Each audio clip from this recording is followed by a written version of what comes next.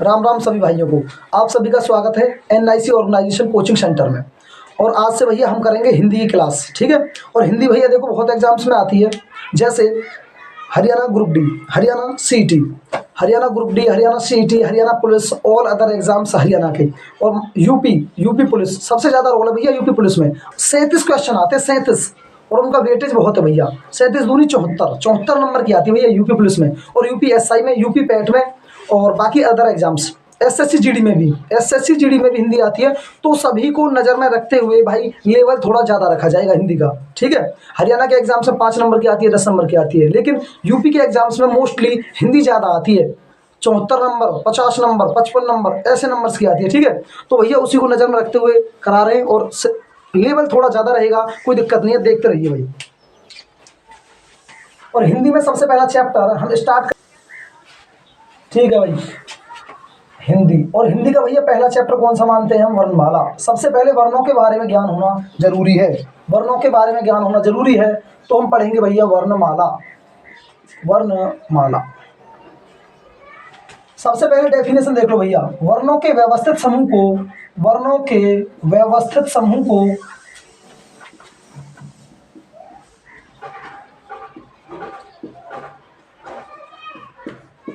वर्णमाला कहते हैं। वर्णों के व्यवस्थित समूह को वर्णमाला कहते हैं। ध्यान देना भाई। वर्ण सबसे पहले इसकी भैया जो बेसिक इकाई है वो है वर्ण, वर्ण या फिर ध्वनि। सबसे पहले इसकी जो बेसिक इकाई है, हमारी हिंदी भाषा की जो बेसिक इकाई है, वर्ण या फिर ध्वनि। और इसके बारे में पता होना बहुत जरूरी है। वर्ण क्या होता है या फिर ध्वनि क्या होता है? भाषा की वह सबसे छोटी इकाई, भाषा की वह सबसे छोटी इकाई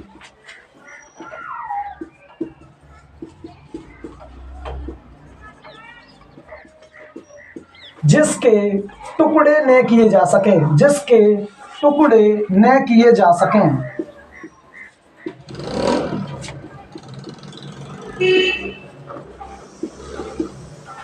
उसे वर्ण या ध्वनि कहते हैं, उसे वर्ण या ध्वनि कहते हैं।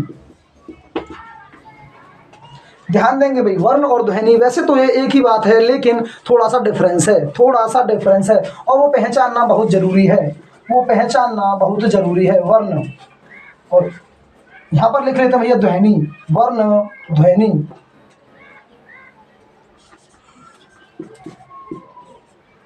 भैया ध्वनि के लिखित रूप को, ध्वनि के लिखित रूप को वर्ण कहते हैं। ध्वनि के लिखित रूप को क्या कहते हैं भैया? वर्ण कहते हैं। जबकि वर्ण के उच्चारित रूप को, जबकि वर्ण के उच्चारित रूप को ध्वनि कहते हैं, ध्वनि कहते हैं। और भाई सभी ध्यान देंगे, वर्ण यहां पर देखेंगे भैया अंतर। अब आप सभी अंतर देखेंगे। अंतर तो आपने वर्ण और ध्वनि में तो देख लिया, लेकिन अब अंतर देखना भैया, वर्ण ध्वनि और अक्षर, वर्ण ध्वनि और अक्षर। ज्यादातर बच्चों को डाउट होता है, ज्यादातर बच्चों को डाउट होता है वर्ण ध्वनि और अक्षर, इनमें क्या अंतर होता है? देखो भाई,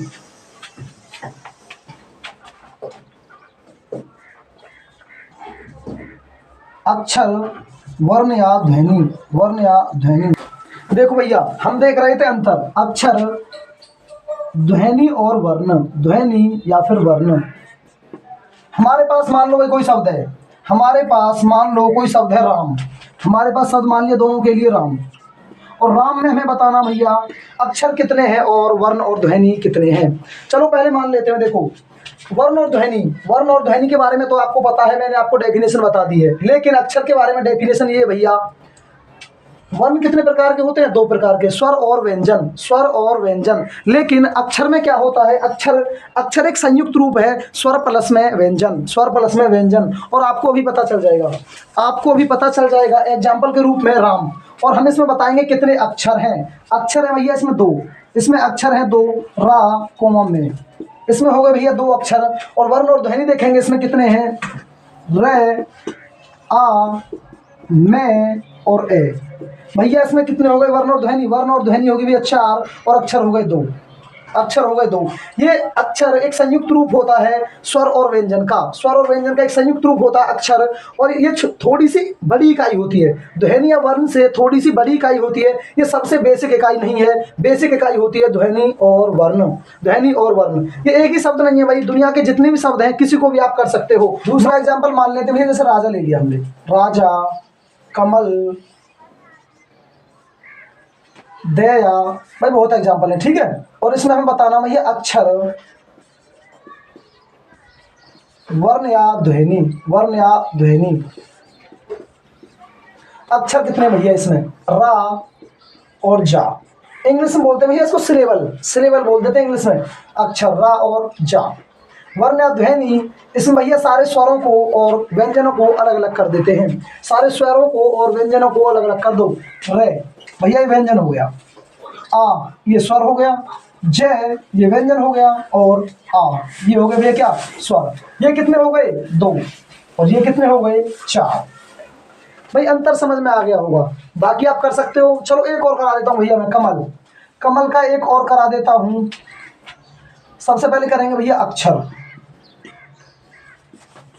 कै, मैं, ले, तीन अक्षर हो गए भैया, तीन। वर्ण या ध्वनि, वर्ण या ध्वनि, कै, और बाद में आएगा भैया ए, मैं, और इसमें भी क्या छुपा हुआ है, ए, ले, और इसमें भी क्या छुपा हुआ है, ए। कितने हो गए भैया, सिक्स।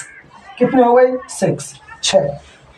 अब आप सोच रहे होंगे सर ये तो सिंपल सिंपल क्वेश्चन से हो गए, थोड़े से एक दो क्वेश्चन ऐसा करा दो, एक दो एग्जाम्पल ऐसा दे दो जिसमें थोड़ा आधा अक्षर आ जाए कोई। चलो ले लेते हैं बुद्धि, एग्जाम्पल के रूप में लेते हैं भैया बुद्धि।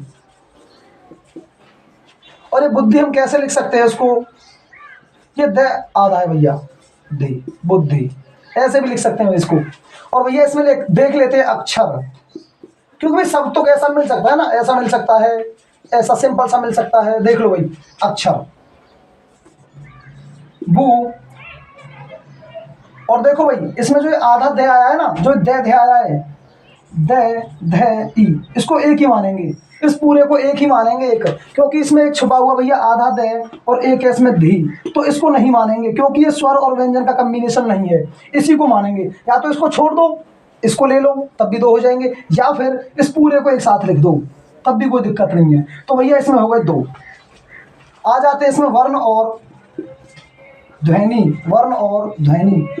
ध्यान से देखेंगे भाई, ब, छोटा ऊ, और आधा द, और ध को कर दो आधा, और छोटी ई।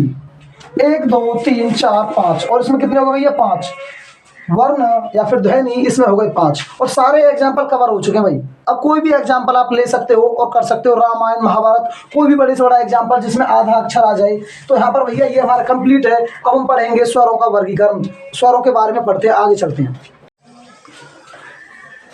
पढ़ते हैं भैया। स्वर और व्यंजनों के बारे में पढ़ते हैं, और स्वरों के बारे में पढ़ने से पहले थोड़ा वर्ण के बारे में जान लेते हैं। वर्ण के बारे में, वर्ण कितने प्रकार के होते हैं भैया, वर्ण, वर्ण होते हैं भैया 2 प्रकार के, वर्ण होते हैं भैया 2 प्रकार के। नंबर 1 स्वर वर्ण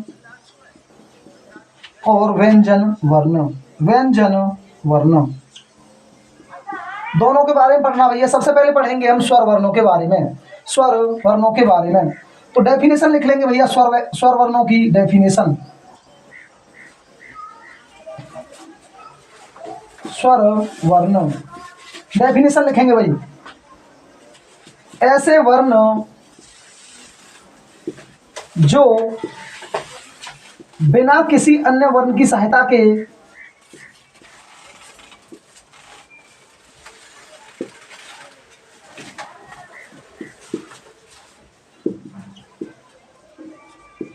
जो बिना किसी अन्य वर्ण की सहायता के बोले जा सकते हैं, बोले जा सकते हैं, उन्हें क्या कहते हैं भैया, उन्हें बोलते हैं स्वर, उन्हें बोलते हैं स्वर। या फिर जो स्वतंत्र रूप से बोले जा सके, जो स्वतंत्र रूप से बोले जा सकें। दोनों डेफिनेशनों में से कोई भी प्रयोग कर लेना, जो स्वतंत्र रूप से बोले जाते हैं।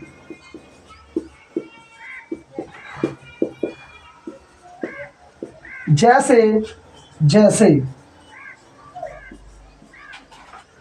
आपको पता होगा स्वरों की संख्या मूल रूप से भैया 11 होती है, मूल रूप से 11 होती है। एग्जाम्पल लिख लेंगे, ए, आ, ई, उ, ऋषि। भैया एग्जाम्पल लिख लेंगे सारे, ए, आई, ओ, औ। और भैया एग्जाम्पल हो चुके 11 है। ये सारे मूल रूप से हैं, ये सारे मूल रूप से है भाई। 1 2 3 4 5 6 7 8 9 10 11, 11 हो चुके हैं, मूल रूप से हैं। अभी हम पढ़ेंगे उच्चारण के आधार पर और लेखन के आधार पर, क्योंकि इनकी संख्या भिन्न भिन्न होती है और क्वेश्चन आता भी ऐसे ही भाई। पूछेगा मूल रूप से स्वर कितने हैं, तो भैया मूल रूप से 11। बोलेगा उच्चारण काल के आधार पर कितने हैं, तो भैया उच्चारण काल के आधार पर है भैया 10। कितने हैं? 10। इनमें से जो री है हट जाता है, ये क्या हो जाता है? हट जाता है, क्योंकि कम्बिनेशन है, इसको अर्धस्वर के नाम से जानते हैं। उच्चारण काल के आधार पर 10 होते हैं और लेखन के आधार पर 13 होते हैं। आइए चलिए देखते हुए आगे। देखो भाई, मैंने आपको बता दिया भैया स्वरों के मूल प्रकार। चलो दोबारा से लिख देते हैं भाई। मूल स्वर, मूल स्वर कितने होते हैं भैया? 11। उच्चारण काल, उच्चारण काल, उच्चारण काल के आधार पर भैया, उच्चारण काल के आधार पर होते हैं भैया 10। कितने होते हैं? 10। लेखन के आधार पर, किसके आधार पर भाई? लेखन के आधार पर। अपने आप लगा लेना भैया, ठीक है। लेखन के आधार पर होते हैं भैया कितने? 13। कितने होते हैं? 13। काउंटिंग करवा देते हैं, देखो, ए, आ, छोटी ई और बड़ी ई, छोटा ऊ, बड़ा ऊ और री, ए, आई, ओ और औ। कितने हो गए भैया? 11। कितने हो गए? 11। उच्चारण काल के आधार पर भैया इनमें से री हट जाता है। क्या हट जाता है? री। तो कितने बच जाएंगे? 10। सीधी बात है भाई, री हट जाएगा, केवल ये री वाला काउंट नहीं होगा, बाकी 10 के 10 काउंट हो जाएंगे। और इसमें लेखन के आधार पर इसमें 11 के 11 काउंट हो जाएंगे सारे, प्लस में अंग और अह, अंग और अह 2 और काउंट हो जाएंगे भैया। और इसको बोलते हैं भैया अनुस्वर और इसको बोलते हैं विसर्ग। अनुस्वर और विसर्ग काउंटेबल कितने कितने हो गए भैया? 13। कितने हो गए? 13। क्वेश्चन आता है भैया ऐसे, मूल स्वरों की संख्या कितनी होती है? 11। मूल स्वरों की संख्या कितनी होती है? 11। और क्वेश्चन आएगा उच्चारण काल के आधार पर संख्या कितनी होती है? उच्चारण काल के आधार पर संख्या होती है भैया 10 और लेखन के आधार पर 13।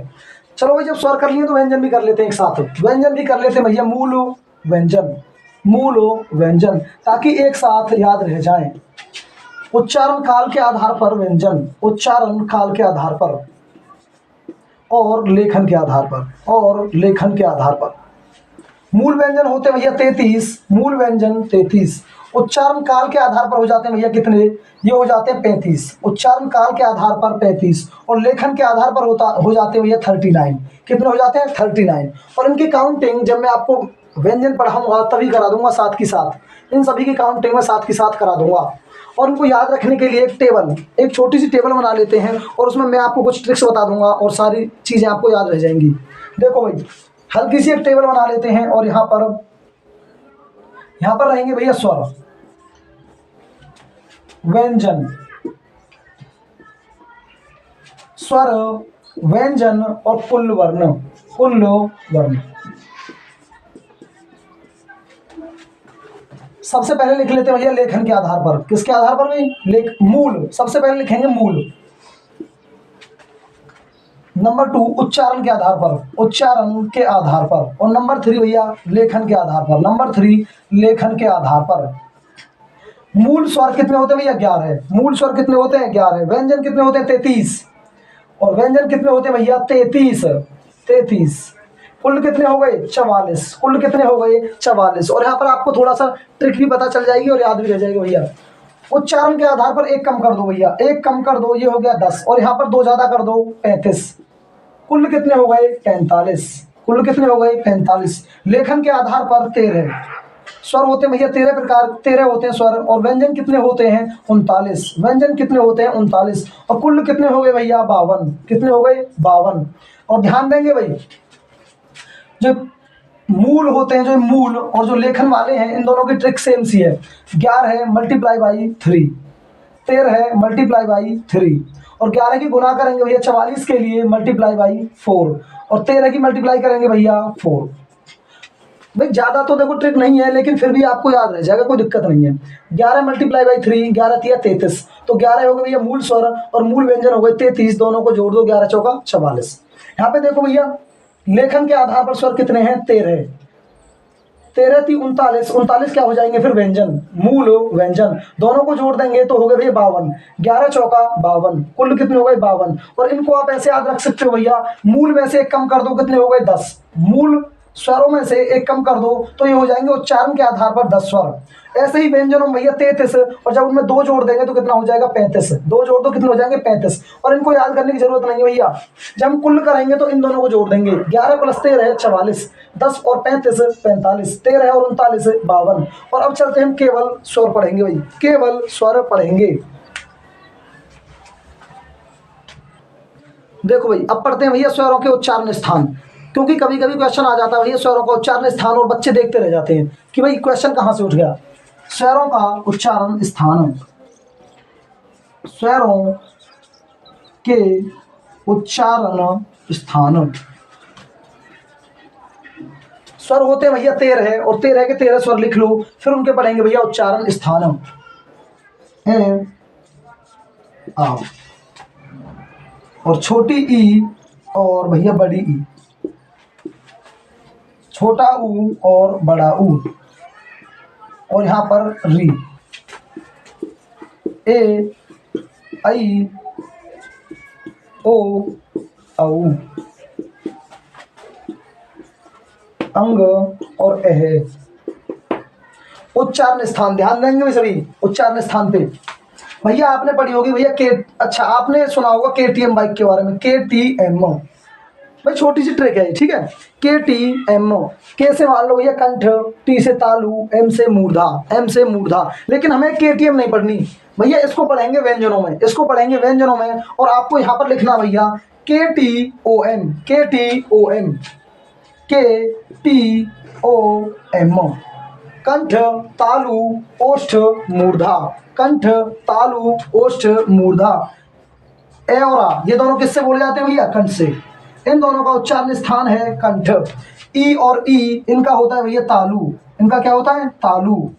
ओ ओष्ठ, ओ ओष्ठ, और याद रखेंगे भैया 2 2 आ रहे हैं इसमें, 2 2, ये कितने कितने आ रहे हैं भैया 2 2, ये वाले मूर्धा, और मूर्धा से क्या बोला जाता है भैया री, री किससे बोला जाता है मूर्धा से।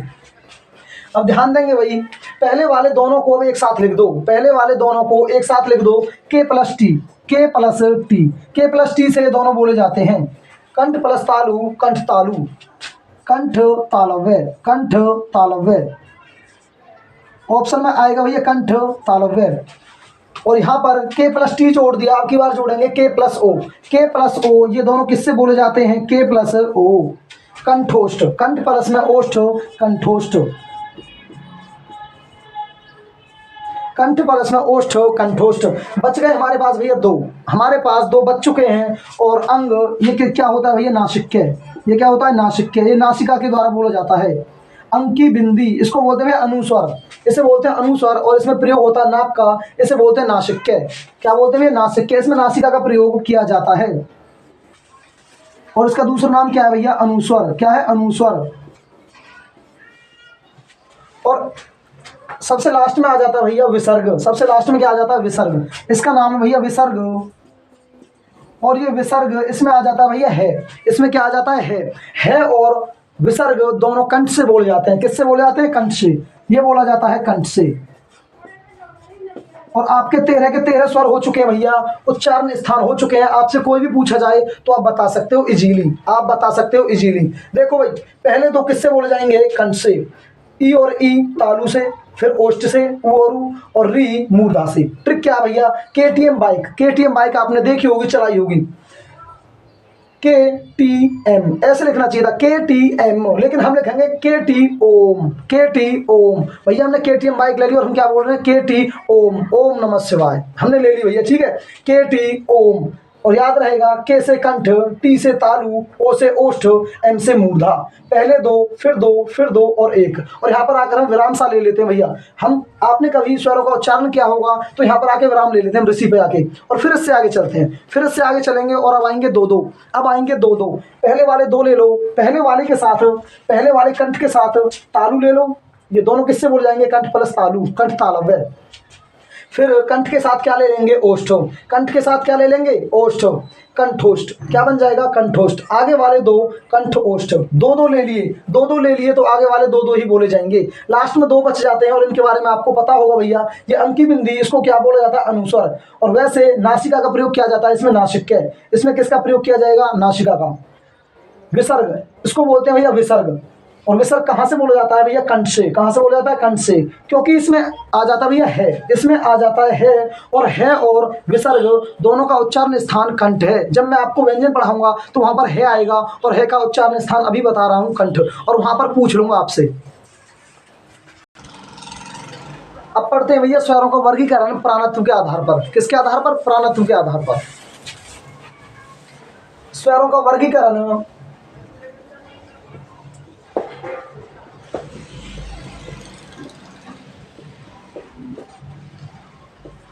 प्राणत्व के आधार पर।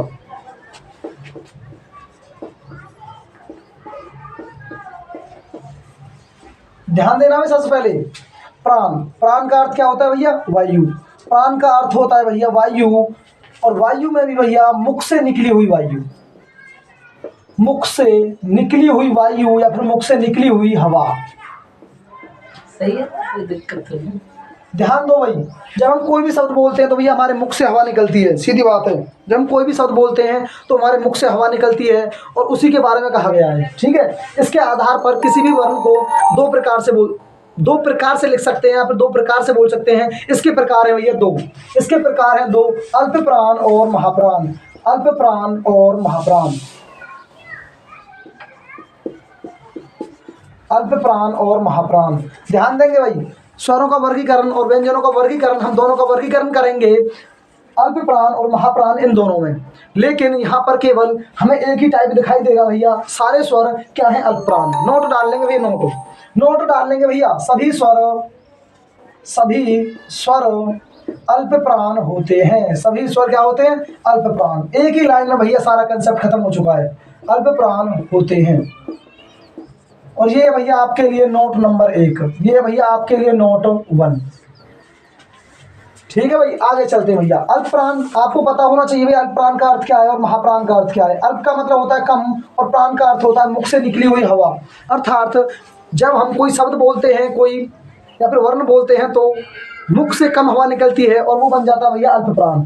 और जिस वर्ण को बोलने में मुख से ज़्यादा हवा निकलती है उसे कहते हैं महाप्राण। लेकिन सारे स्वरों को बोलने में मुख से हवा कम ही निकलती है, इसलिए वो सारे क्या हो गए? अल्प प्राण। और आगे चलते हुए घोषत्व के आधार पर पढ़ेंगे, वर्णों को, स्वरों को घोषत्व के आधार पर पढ़ेंगे। देखो भाई, अब करते हैं स्वरों का वर्गीकरण घोषत्व के आधार पर। स्वरों का वर्गीकरण घोषत्व के आधार पर। एक मिनट रुको। देखो भाई, स्वरों का वर्गीकरण घोषत्व के आधार पर।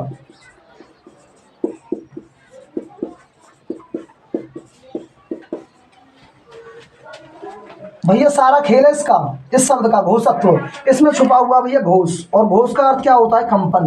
घोष का अर्थ क्या होता है? कंपन। अर्थात किसी भी शब्द को, किसी भी वर्ण को जब हम बोलते हैं तो हमारे कंठ में थोड़ी सी कंपन होती है भैया। और वो कंपन कम भी हो सकती है, ज़्यादा भी हो सकती है, वो वर्ण के ऊपर डिपेंड करता है। किसके ऊपर? वर्ण के ऊपर। अभी सारे स्वरों को और व्यंजनों को हम घोषत्व के आधार पर बांटेंगे। फिलहाल हम किसको बांट रहे हैं भैया? स्वरों को। जब व्यंजन आएंगे तो व्यंजनों को बांटेंगे। तो देखेंगे भाई,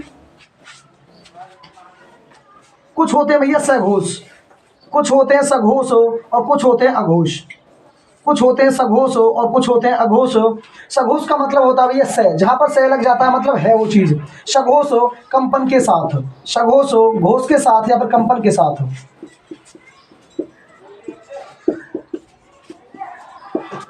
अघोष जहां पर ए लग जाता है भैया वो चीज नेगेटिव बन जाती है, अर्थात वो नहीं है। कंपन या फिर घोष के बिना, कंपन या फिर घोष के बिना। लेकिन यहाँ पर भी हमें एक नोट डालना पड़ेगा भैया, क्योंकि सारे जो हमारे स्वर होते हैं वो क्या होते हैं, सघोष। वो क्या होते हैं, सारे सघोष। सभी स्वर सघोष होते हैं। सभी स्वर क्या होते हैं भैया, सघोष। और आपका काम भैया बहुत इजी हो चुका है, होते हैं।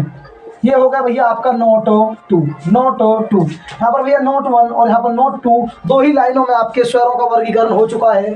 प्राणत्व के आधार पर लिया और घोषत्व के आधार पर देख लिया। अब देखते हैं भैया मात्रा के आधार पर स्वरों का वर्गीकरण।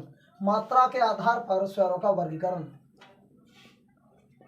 मात्रा के आधार पर स्वरों का वर्गीकरण।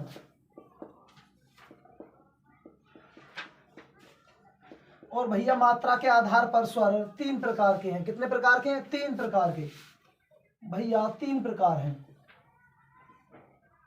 ह्स्वर, दीर्घ स्वर और पलुत स्वर। ह्स्वर, दीर्घ स्वर और पलुत स्वर। सबसे पहला कौन सा भैया, ह्स्वर, ह्स्व स्वर, ह्स्व स्वर। और दूसरा कौन सा है, दूसरा है दीर्घ स्वर, दीर्घ स्वर। और तीसरा है भैया पलुत स्वर। कौन सा, पलुत स्वर, पलुत स्वर। ह्स्वर को भैया और भी कुछ बोल सकते हैं, जैसे मूल स्वर, मूल स्वर, मूल स्वर, या फिर एक मात्रिक स्वर, एक मात्रिक स्वर, एक मात्रिक स्वर, एक मात्रिक स्वर। दीर्घ स्वर को भैया द्विमात्रिक स्वर बोल सकते हैं, द्विमात्रिक स्वर।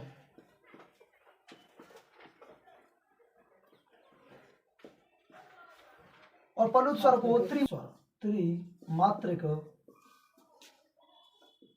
स्वर, त्रिमात्रिक स्वर।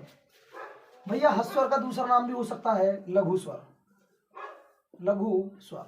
कभी कभी ह्स्वर के नाम से नहीं आता, लघु स्वर के नाम से आ जाता है भैया। किसके नाम से आ जाता है, लघु स्वर। और यहाँ पर जो दीर्घ स्वर है या फिर द्विमात्रिक स्वर है, इसको संधि स्वर के नाम से भी जान लेते हैं, संधि स्वर, संधि स्वर। आ जाओ भाई, वर्गीकरण कर देते हैं। ह्स्वर में कौन कौन से आते हैं और दीर्घ स्वर में कौन कौन से आते हैं और पलुत स्वर में कौन कौन से स्वर आ जाते हैं। भैया इनकी काउंटिंग है 4। ह्स्व स्वर ये होते हैं भैया 4, और कौन कौन से होते हैं, ए, ई, उ और री। ए, छोटा ई, छोटा उ और री, इसमें आ जाते हैं भैया 4। कभी कभी पूछ लेता है कि ह्स्व स्वरों की संख्या कितनी है, तो आपको बता देना भैया, ऑप्शन में दे के रखेगा 4, 7, 3, 2। तो आप कौन सा लगाओगे भैया, 4। क्या लगा दोगे, 4। आते हैं भैया दीर्घ स्वर, और इनकी संख्या होती है कितनी, 7। इनकी संख्या कितनी होती है, 7। आ जाओ भाई, 7 काउंट कर देते हैं। इनकी संख्या होती है 7। आ, ई, और इसके बाद बड़ा ऊ, ए, आई और ओ, और इसके बाद भैया लास्ट वाला औ। क्या हो गया, औ।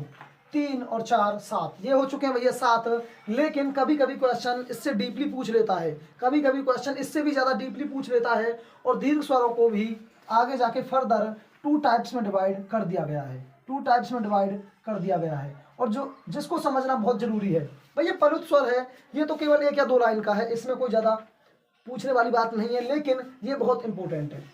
नंबर 1 सजातीय स्वर, सजातीय स्वर। नंबर 2 विजातीय स्वर, विजातीय स्वर।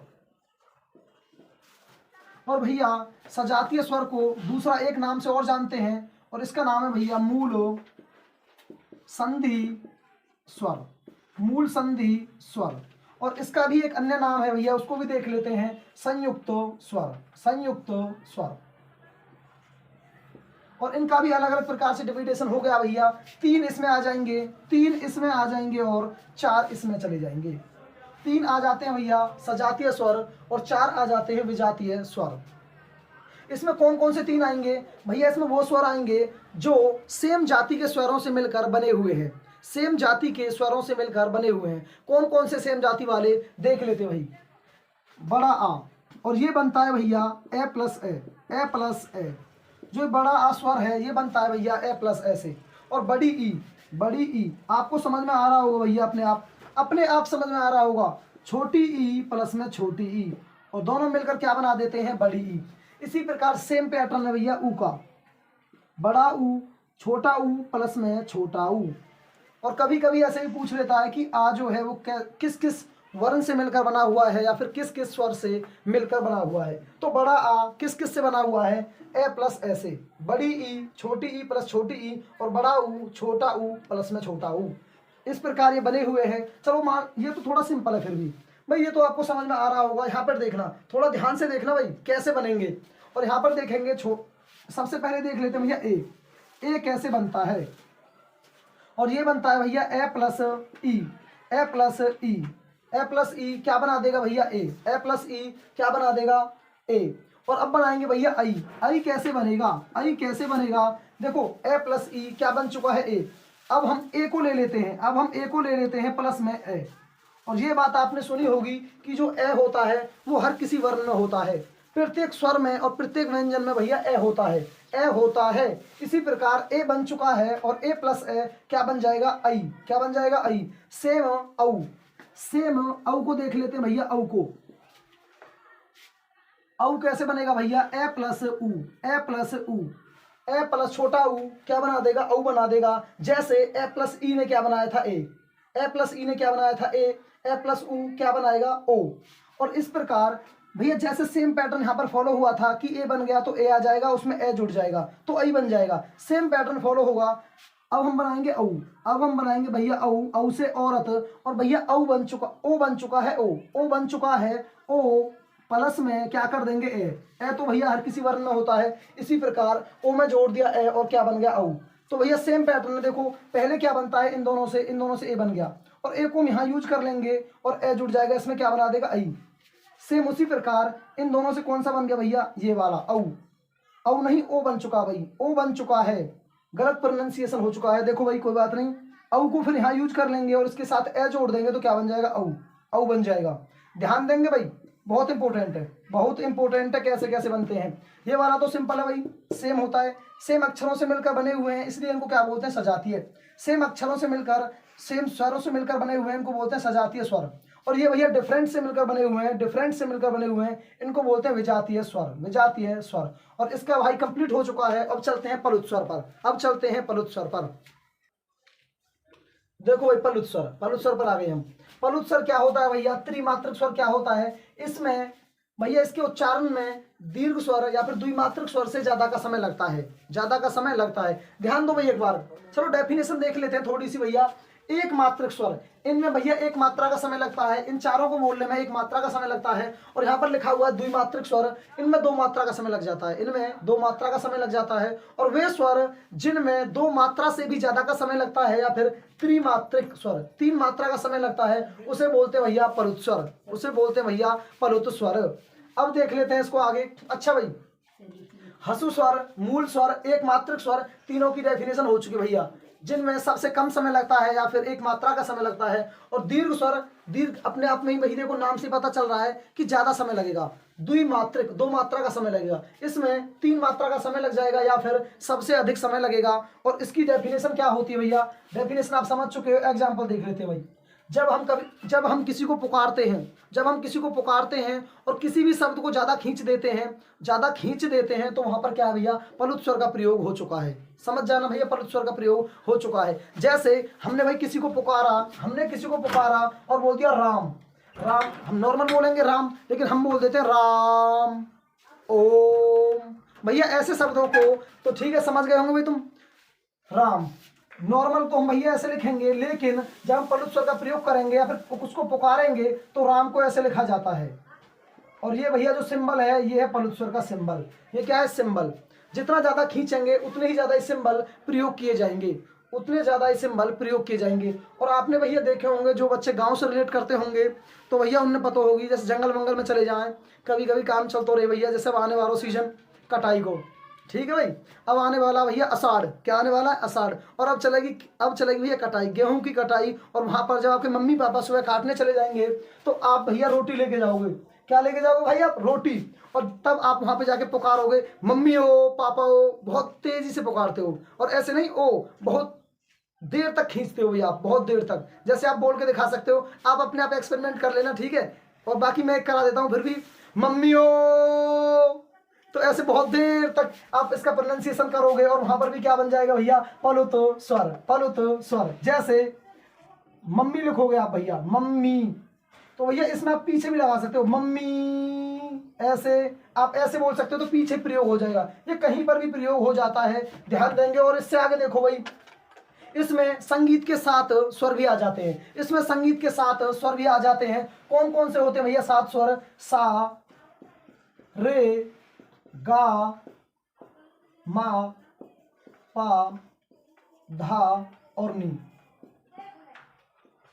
ये भैया संगीत के 7 स्वर हैं, और इनको ऐसे नहीं बोला जाता कि सा रे गा मा पा धा नी, ऐसे नहीं बोला जाता। इनको बोला जाता है भैया खींच के, और इनको कोई संगीतज्ञ ही बता सकता है। भाई मैं तो ऐसे ही बता रहा हूँ आपको, सा रे गा मा पा धा नी। अगर मैं संगीतज्ञ होता तो मैं अच्छे से बोलता, सा रे। भैया मुझ पे बोल भी नहीं रहा है, कोई बात ना, घर पे प्रैक्टिस कर लियो तुम, ठीक है, अपने आप बोल के देख लियो भाई।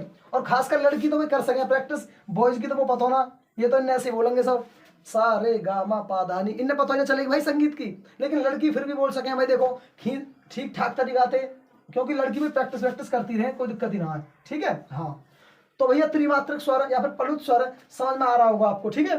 ओके भाई, इससे आगे चलते हैं। देखो 3 प्रकार से पढ़ चुके हैं, ठीक है, 3 प्रकार से पढ़ चुके हैं स्वरों को। मात्रा के आधार पर, मात्रा के आधार पर पढ़ लिया, प्राणत्व के आधार पर पढ़ लिया, और घोषत्व के आधार पर पढ़ लिया।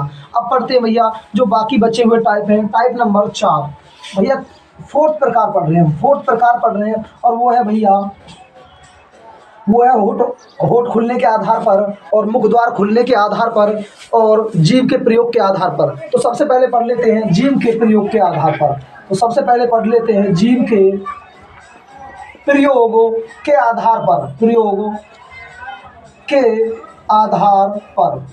और भैया ये होता है 3 प्रकार से, ये होता है भैया 3 प्रकार का। कितने प्रकार का? 3 प्रकार का, 3 प्रकार के, 3 प्रकार के होते हैं भैया स्वर। नंबर 1 अग्र स्वर, नंबर 1 अग्र स्वर, नंबर 1 अग्र स्वर, और नंबर 2 भैया मध्य स्वर, नंबर 2 मध्य स्वर, नंबर 2 मध्य स्वर, और नंबर 3 पश्च स्वर। तीसरा क्या है भैया? पश्च स्वर, पश्च स्वर, तीसरा है भैया पश्च स्वर। और अब देख लेते हैं भाई कैसे कैसे बात चलेगी आगे। देखो भाई, अग्र स्वर, मध्य स्वर और पश्च स्वर, जैसे भैया मैं लिखूंगा वैसे ही आपको लिख रहे हैं, और तभी आपको याद होंगे, तभी आपको याद होंगे। देख लेते हैं भाई। देखो मध्य स्वर, सबसे पहले आपको इसमें लेके आना भैया ए, इसमें आपको सबसे पहले लाना है ए, बीच वाले में रख दो किसको? ए को, तभी आपको याद रहेगा। ध्यान से देखना भाई, इसमें रख लो ए को, और इसमें रख दो भैया आ को, इसमें रख दो आ को, एक इसमें लगा दो, एक इसमें लगा दो, और बाकी लगाओ भैया इसमें ए आ ई। इसमें भैया 2 ले लो एक साथ, इसमें 2 एक साथ ले लो, इसमें 2 एक साथ ले लो।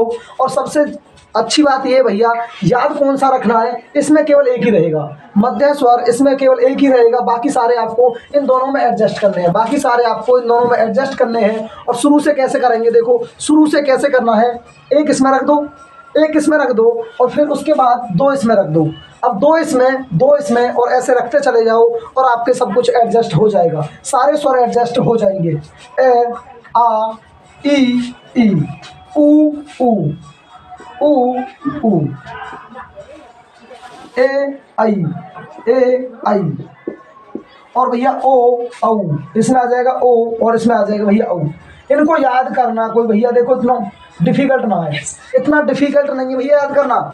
इसमें केवल एक को रख दो पहले, और फिर सारे आपको एडजस्ट करने हैं इसमें और इसमें।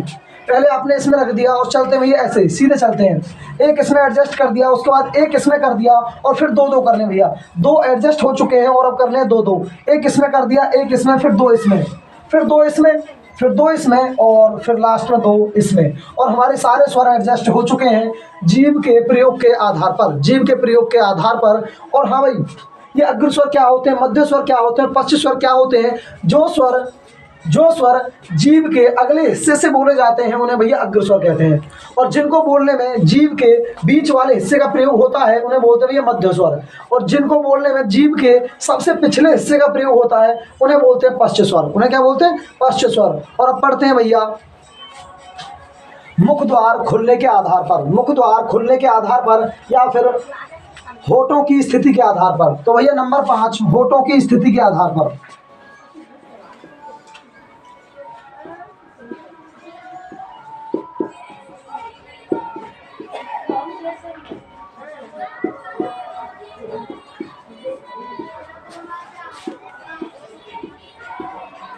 और ये भैया दो प्रकार के होते हैं। कितने प्रकार के होते हैं भैया? दो।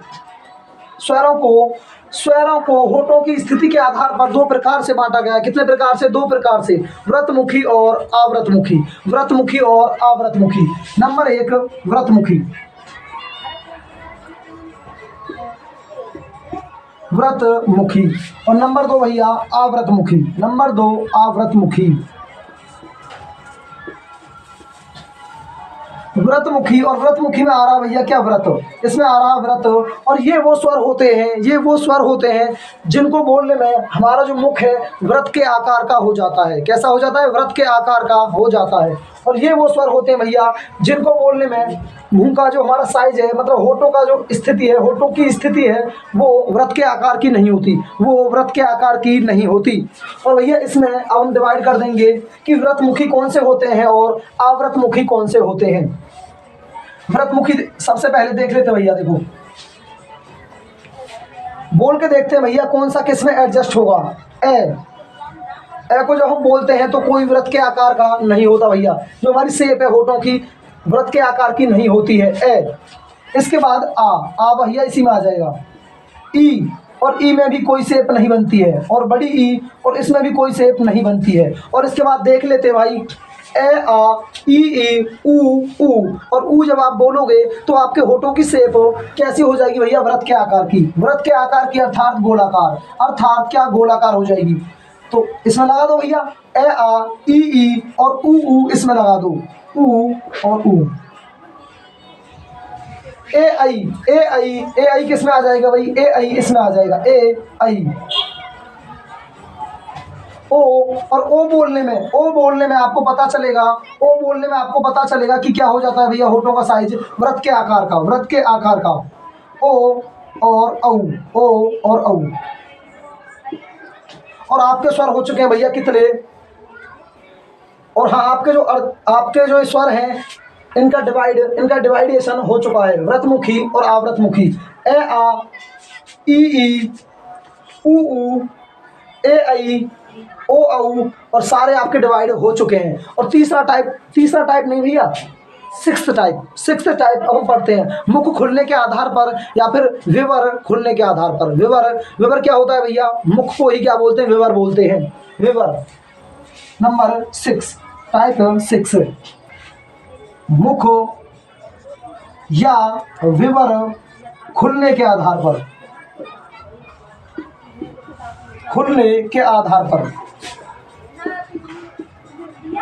और भैया ये होता है 4 प्रकार का। यहाँ पर 4 प्रकार से बांट दिया गया है, स्वरों को यहाँ पर 4 प्रकार से बांट दिया गया है। और नंबर 1 विव्रत स्वर। नंबर 2 संव्रत स्वर। और भैया नंबर 3 अर्धविव्रत। नंबर 3 अर्धविव्रत। और नंबर 4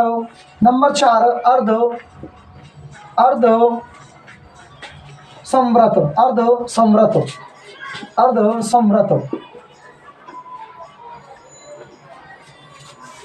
अब भाई देखो डिवाइड करेंगे, सारे स्वरों को हम इन 4 प्रकारों में डिवाइड कर देंगे।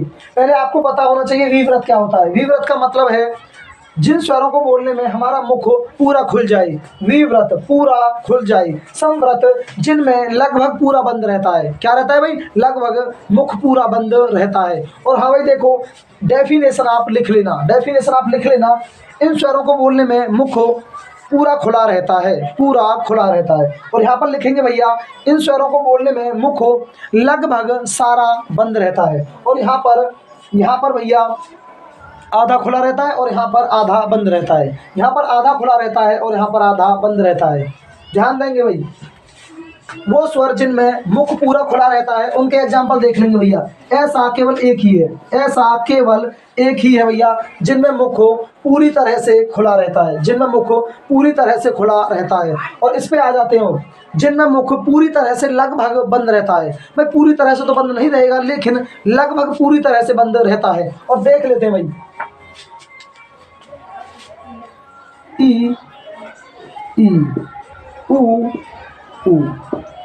ये 4 स्वर ऐसे हैं भैया जिनको बोलने में मुख लगभग पूरा बंद रहता है, पूरा बंद नहीं रहेगा, लगभग पूरा बंद रहेगा, मतलब थोड़ा सा ही ओपन होता है। और आ जाते हैं भैया इन पे अर्ध विवृत, मतलब मुख आधा आधा खुलेगा, मुख आधा खुलेगा। और इसमें आ जाते हैं भाई ए और ओ, ए और ओ, ए और ओ। और इसमें भैया क्या रहेगा, आधा बंद रहेगा, आधा क्या रहेगा, मुख बंद रहेगा। और बाकी जो बच गए हैं, वैसे भी आपने अगर ये 3 याद कर लिए तो जो बाकी स्वर बच गए हैं वो किस में आ जाएंगे, अर्धसंवृत में। और वैसे भी आपको पता होना चाहिए इसमें क्या रहेगा, मुख आधा बंद रहेगा, तो इसमें आ जाएंगे भैया ए। और जो 2 बचे हुए हैं, ए जो सबसे पहला बचा हुआ है, और ए और ओ के बाद वाले स्वर, बाद वाले स्वर ऐसे बनेगा भैया आई, ऐसे बनेगा नहीं, ए से बनेगा आई, ए से क्या बनेगा आई, और ओ से क्या बनेगा औ, ओ से क्या बनेगा औ। और यहाँ पर स्वरों का भैया क्या हो चुका है, यहाँ पर स्वर कंप्लीटली हो चुके हैं। क्या हो चुके हैं भाई, कंप्लीटली हो चुके हैं। एक बार और आप देख सकते हो, एक बार और आप देख सकते हो भैया, जीव के प्रयोग के आधार पर स्वर कितने प्रकार के हैं भैया, स्वरों को 3 प्रकार में बांटा गया है, 3 प्रकार में। नंबर 1 अग्र स्वर, नंबर 2 मध्य स्वर, और नंबर 3 पश्च स्वर, नंबर 3 पश्च स्वर। देख लो भाई, मैंने आपको याद करवाया था कि सबसे पहले आप मध्य स्वर में लिख दो, और मध्य स्वर में केवल एक ही होता है ए। उसके बाद एक इधर की तरफ चले जाओ भैया, ए आ। कितने हो गए भैया, 2 हो चुके हैं। और 2 के अब 2 ही लिखेंगे। यहाँ पर ए आ गया, यहाँ पर आ गया, ई ऊ ऊ, ए आई ओ औ। ठीक है भैया, एक छोटी सी ट्रिक सी ही मान लो, ये भाई ट्रिक सी ही मान लो आप, तभी याद रह पाएंगे ऐसे। होठों की स्थिति के आधार पर कि भाई हाँ होठ कैसे कैसे हो सकते हैं स्वरों को बोलने के लिए, स्वरों को बोलने में होठों की स्थिति कैसी कैसी बन जाती है। तो भैया 2 प्रकार की बन जाती है, व्रतमुखी और आवृतमुखी। कैसी, व्रतमुखी और आवृतमुखी। व्रतमुखी क्या होती है भैया, डेफिनेशन में लिख लेंगे, व्रतमुखी जिन स्वरों को बोलने में जो मुख होठों की जो स्थिति है वो वृत्ताकार हो जाती है, वृत्ताकार मतलब गोलाकार हो जाती है, और इसमें वृत्ताकार या फिर गोलाकार नहीं होती, केवल यही डेफिनेशन है। और इसमें एग्जाम्पल देख लो भैया, आपको पता चल जाएगा कौन सा स्वर कहाँ पर आएगा। ए आ ई जो 4 स्वर है भैया पहले, इनमें क्या होता है, वृत्ताकार स्थिति नहीं होती, होठों की जो स्थिति है वो वृत्ताकार नहीं होती। लेकिन ऊ ऊ ओ औ जो ये वाले स्वर हैं चारों, इनमें क्या हो जाता है, होठों की स्थिति वृत्ताकार हो जाती है। और बाकी ए आई इनमें भी कुछ नहीं होता ऐसा, इनमें भी ऐसा कुछ नहीं होता। इसके बाद मुख या फिर विवर खुलने के आधार पर विवर को ही मुख कहा जाता है, विवर को ही मुख कहा जाता है। देखो भाई, ये 4 प्रकार के हैं, विवृत स्वर, संवृत स्वर, अर्धविवृत और अर्धसंवृत, अर्धविवृत और अर्धसंवृत। विवृत का मतलब क्या होता है भैया, मुख पूरा खुला रहेगा, मुख पूरा खुला रहेगा।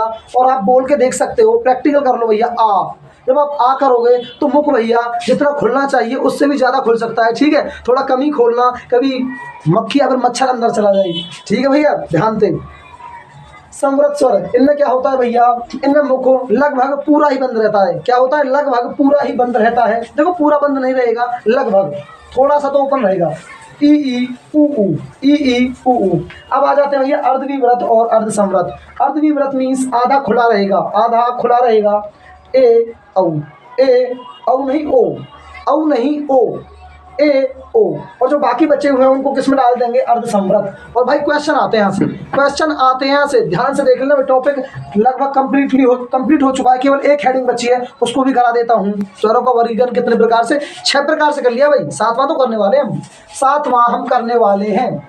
और 7वां प्रकार है भैया हवा मुख और नाक से निकलने के आधार पर, मुख और नाक से निकलने के आधार पर। क्वेश्चन आ जाता है भैया निकलने के आधार पर। क्वेश्चन यहां से बाहर नहीं जाएगा भाई, ध्यान दियो भैया, 7 टाइप कराएं, 7 टाइप, ठीक है। क्वेश्चन यहां से बाहर ना जाएगा, बुक्सन में इतना लिखो पढ़ो भाई, क्यों टेंशन ले रहे हो। और अब पूछा भी यहीं तक गया भाई, क्वेश्चन यहां से बाहर नहीं जाएगा, केवल कर लेना, ठीक है। हाँ, तो भैया ये 2 प्रकार का है, कितने प्रकार का, 2 प्रकार का। नंबर 1 मौखिक स्वर, नंबर 1 मौखिक स्वर, मौखिक स्वर, या फिर निरअनुनासिक, निरअनुनासिक,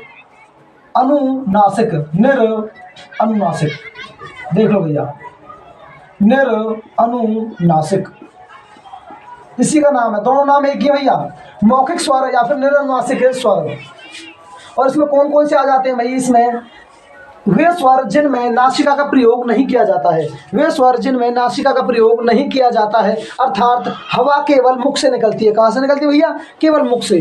आप उनको नाक बंद करके भी बोल सकते हो, सभी स्वरों को नाक बंद करके भी बोल सकते हो। और एक्सपेरिमेंट भैया घर बैठे बैठे करते रहिए, ठीक है। सारे एक्सपेरिमेंट करने में जो वीडियो में बताएं, हाँ ऐसा कई तो धबक्का कर लियो, कोई दिक्कत ना, ठीक है। नाक वाक बंद करके कोई बाद में कह दो, ठीक है। ए आ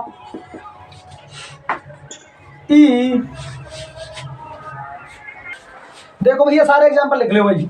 ए आ ई उ ऊ, ए आई ओ औ, ठीक है भैया, एग्जाम्पल हो गई ये। और इनमें भैया देखो जो री है, अंग है और एह है, वो वाले काउंट नहीं करते, ठीक है, क्योंकि ये हवा जो है भैया मुख और नाक से निकलने के आधार पर है। और अब तक जो हम कर रहे हैं मूल स्वरों को कर रहे हैं। किसको कर रहे हैं भैया? मूल स्वर को। और आ जाए तो भैया इसी में रख देना, किसी में रख देना भाई, इसी में रख देना उनको, ठीक है। हाँ, दूसरा टाइप है भैया क्या? अनुनासिक। अनुनासिक, और अनुनासिक का सिंबल आपको पता होगा, अनुनासिक, अनुनासिक स्वर। और इसमें आ जाता है भैया चंद्र बिंदु। इसमें क्या आ जाता है? चंद्र बिंदु, चंद्र बिंदु। और चंद्र बिंदु का निशान क्या होता है भैया? ये वाला आपने देखा होगा भाई। इसके एग्जांपल देख लेते हैं, जैसे आँख, जैसे आँख, पाँच, पाँच। और इसमें भैया क्या होता है? अनुनासिक। इसमें जो हवा होती है मुख और नाक दोनों से निकलती है। इसमें जो हवा होती है मुख और नाक दोनों से निकलती है, ठीक है भैया। हाँ, पाँच, आँख, चांद, भाई बहुत सारे एग्जाम्पल हैं ऐसे बहुत सारे एग्जाम्पल हैं जो आपको देखने को मिल जाएंगे चंद्र बिंदु के साथ। और अब चलते हैं भैया हम अयोग भाव पे। किस पे? अयोग भाव पे। लास्ट चल रहा है भाई, लास्ट 1-2 मिनट की वीडियो बन पाएगी केवल, बाकी सब कुछ ठीक है। देखो भाई, अयोग भाव, अयोग भाव। और अयोग भाव भैया हमारे दो होते हैं, दो स्वरों को अयोग भाव कहा जाता है। पहला है भैया अनुस्वर, पहला है अनुस्वर, पहला है अनुस्वर और दूसरा है विसर्ग। अनुस्वर और विसर्ग।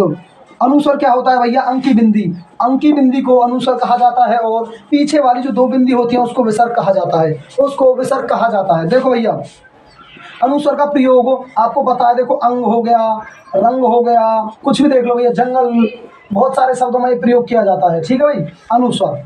विसर्ग अतः, प्रातः, ठीक है भाई, बहुत सारे शब्द मिल जाएंगे जिसमें विसर्ग का प्रयोग किया जाता है। और भैया एक्सपेरिमेंट सारे करने हैं, ठीक है, एक्सपेरिमेंट सारे करने हैं। मौखिक स्वर या फिर निरअनुनासिक स्वर कौन से होते हैं भैया? जिनमें हवा केवल मुख से निकलती है, हवा केवल मुख से निकलती है। और शब्दों को बोल के देख लेना भैया। इसमें क्या करना है? नाक को बंद कर लेना है। क्या कर देना भैया? इसमें नाक को बंद कर देना है और मुख, इसमें केवल नाक को बंद कर देना, हवा मुख से निकलेगी और आप सारे स्वरों को बोल सकते हो, सारे स्वरों को बोल सकते हो, ठीक है भाई। और इसमें भैया हवा दोनों जगह से निकलती है, मुख से और नासिका से, मुख से और नासिका से। और भैया घर पर जाके एक्सपेरिमेंट कर लियो, ठीक है। एक बार कभी नाक बंद कर ले करियो तो मुख से हवा निकाल ले करियो, बोल के देख ले करियो भैया स्वरन में। और कभी कभी मुख बंद कर ले करियो तो भैया नासिका से हवा निकल जाएगी। जैसे अंग है भैया, अंग, अंग में मोस्टली देखो ज़्यादातर इनमें तो एक साथ निकलेगी, मुंह से और नाक से, ठीक है भैया। हाँ, पर गलती तो देखो तुम एक बंद करके दूसरे खोल ले करियो, ठीक है। गलती तो ऐसा मत कर दियो कभी दोनों ने बंद कर दियो, ठीक है। दोनों ने गलती तो बंद मत कर दियो, कभी हवा तीसरी जगह तो निकल जा, ध्यान दियो भैया, ठीक है। हाँ, बहुत हंसनो वसनो कुछ भी ना है, समझते रहियो भाई, ठीक है। आगे देखो भाई, आगे क्या देखना भैया? टॉपिक कंप्लीट हो चुका है, और टॉपिक कंप्लीट हो चुका है और भैया क्वेश्चन अलग ना जाओ बाहर, वाह हिसाब से पढ़ाओ कंटेंट, वाह हिसाब से दियो, कोई दिक्कत ही ना है, जाते बाहर ना जाएगा। 7 प्रकार के हो चुके हैं भैया, 7 प्रकार के हो चुके हैं, ठीक है। और भैया देखो हमारा सेशन कंप्लीट हो चुका है भैया, स्वरों का सेशन, जो स्वर का सेशन है भैया वो कंप्लीट हो चुका है। स्वर से क्वेश्चन नहीं छूटेगा, ठीक है, स्वर से कोई भी क्वेश्चन नहीं छूटेगा। जो भैया स्वर वाला सेशन है हमारा कंप्लीट हो चुका है और यहाँ से बाहर क्वेश्चन नहीं जाएगा। और अगले सेशन पढ़ेंगे भैया क्या?